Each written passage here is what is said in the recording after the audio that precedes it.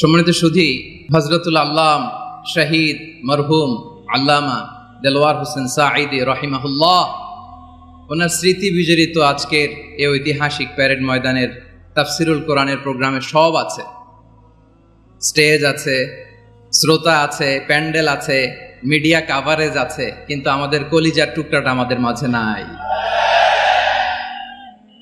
আজকের এই প্রোগ্রামে আলোচক হয়ে এই চেয়ারে আমি না বসে ওই শ্রোতাদের কাতারে বসে যদি আমাদের আল্লামার নুরানি চেহারার দিকে তাকিয়ে ওয়াজ শুনতে পারতাম, আমাদের হৃদয়টা ঠান্ডা হয়ে যেত,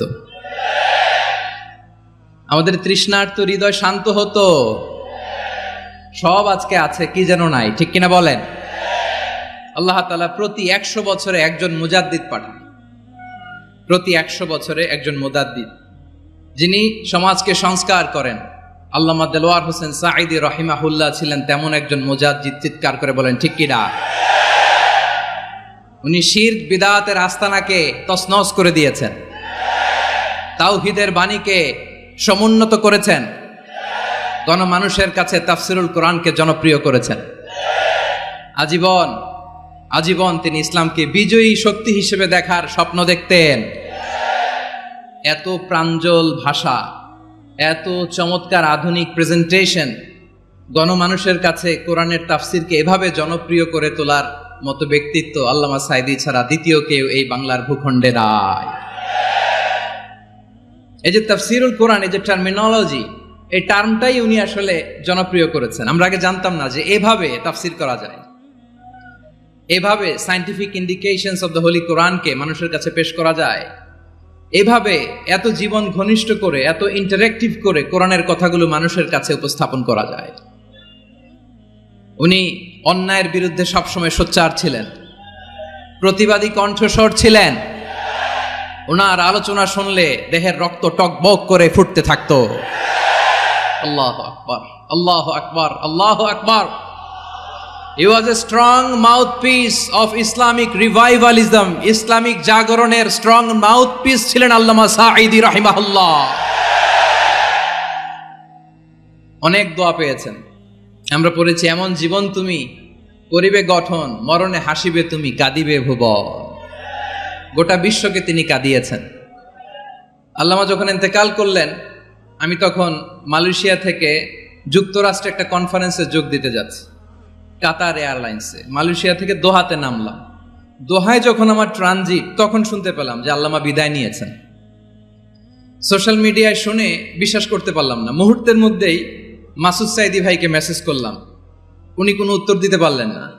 মাসুদ ভাইয়ের সাথে যখন কোলাকুলি করি, আমাদের শামীম ভাইয়ের সাথে যখন কোলাকুলি করি, মনে হচ্ছে আল্লামা সাঈদীর ঘ্রাণ পাই। শরীরটা লিটারালি কাঁপছিল, নিজেকে মানাতে পারছিলাম না, বিশ্বাস করতে পারছিলাম যে আসলে আল্লামা বিদায় নিয়েছেন। ইন দ্য মিন টাইম আমার সেকেন্ড ফ্লাইট, দোহা টু নিউ ইয়র্ক, 12 ঘন্টার ফ্লাইটে উঠলাম। ইন্টারনেট থেকে বিচ্ছিন্ন হলাম। নামার পরে শুনলাম আল্লাহু আকবার, যেখানে ওনাকে কবরস্থ করার কথা ছিল সেখানেও কবর দিতে দেয়া হয় নাই। ছবিগুলো দেখতে লাগলাম, হাসিমাখা মুখ, হাসিমাখা নিথর দেহটা, মরণে হাসিবে তুমি, কাঁদিবে ভুবন। From east to west, from north to south, the entire globe, গোটা বিশ্ব ওনার জন্য কেঁদেছে, গোটা বিশ্ব কেঁদেছে। কাবার গিলাফ ধরে ধরে মানুষ চিৎকার করেছে। এর চেয়ে শ্রেষ্ঠ মৃত্যুকার হতে পারে? আমাদের আল্লামার আর কি পাওয়ার ছিল বলেন? আর কি পাওয়ার ছিল? কুল্লু নাফসিন যায়িকাতুল মাউত, যারাই দুনিয়াতে আসবে তারা ইন্তেকাল করবে, এটা আমরা মেনে নেই, এটা আমরা জানি। কিন্তু অবাক করা বিষয় হচ্ছে, আমরা আজও জানি না আমাদের আল্লামার মৃত্যু কি স্বাভাবিক হয়েছে নাকি এটা পরিকল্পিত মেডিকেল কিলিং ছিল। এটা যে পরিকল্পিত মেডিকেল কিলিং ছিল, এটা ধারণা করার পেছনে অনেক কারণ আছে। তিনি আধিপত্যবাদের বিরুদ্ধে সোচ্চার ছিলেন, ফ্যাসিবাদের বিরুদ্ধে সোচ্চার ছিলেন, রাজনৈতিক প্রতিহিংসার শিকার ছিলেন। এজন্য এটা মেডিকেল কিলিং হতে পারে এ ধারণা আমরা করতেই পারি। আওয়াজ করে বলেন ঠিক কিনা? যেই সময়টা আমরা কাটাচ্ছি, এত সুন্দর সময় বাংলাদেশ আর পাবে না। আমাদের জন্মের পর থেকে এরকম চমৎকার সময় আমরা পাই নাই। এটাই আসল সময়।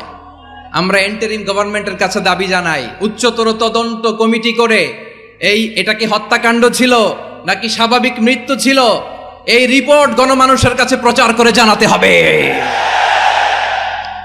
এই দাবির সাথে কি সবাই আপনারা একমত? কারা কারা একমত হাত তুলে দেখান।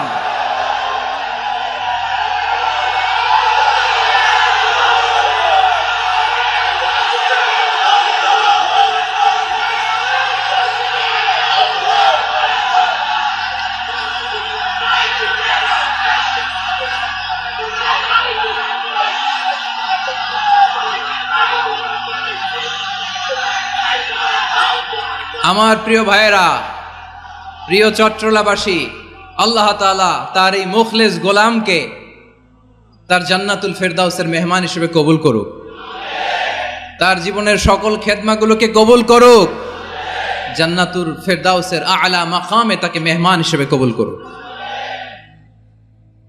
আল্লামা শহীদ দেলোয়ার হোসেন সাঈদী রাহিমাহুল্লাহ, উনি ছাড়াও এই ঐতিহাসিক ময়দানে কথা বলেছেন আল্লামা লুৎফুর রহমান রাহিমাহুল্লাহ, চলে গিয়েছেন আমাদেরকে ছেড়ে। তিনি বলতেন, ইনশাআল্লাহ মিজান আবার আসবে। হুজুর আমি তো আসলাম, আপনি তো আমাদেরকে ছেড়ে চলে গেলেন। আল্লাহু আকবার, আল্লাহু আকবার, আল্লাহু আকবার। গলায় কোনো সুর ছিল না, সুর দিয়ে কথা বলতেন না, কিন্তু এত চমৎকার শব্দের বুনন, এত চমৎকার প্রেজেন্টেশন, এত চমৎকার ভাবে ঐতিহাসিক বর্ণনাগুলো তিনি উপস্থাপন করতেন। মন্ত্রমুগ্ধ হয়ে আমরা আল্লামা লুৎফুর রহমানের কথা শুনেছি। আমরা হযরতুল আল্লাম লুৎফুর রহমান রাহিমাহুল্লাহর জন্য এই বিশাল ময়দান থেকে দোয়া করছি, আল্লাহ তাআলা তুমি তোমার এই খাদেমকে জান্নাতের মেহমান হিসেবে কবুল করে নাও।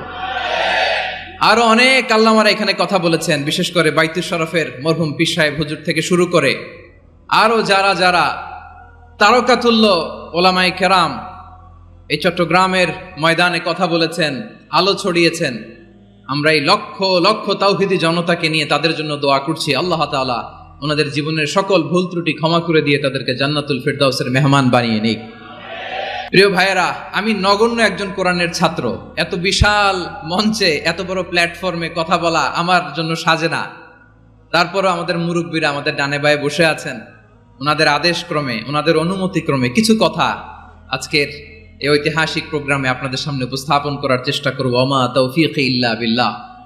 প্রিয় ভাইয়েরা, 5 দিন ব্যাপী এই তাফসীরুল কোরআনের প্রোগ্রামে অনেক ওলামা হযরত কথা বলেছেন।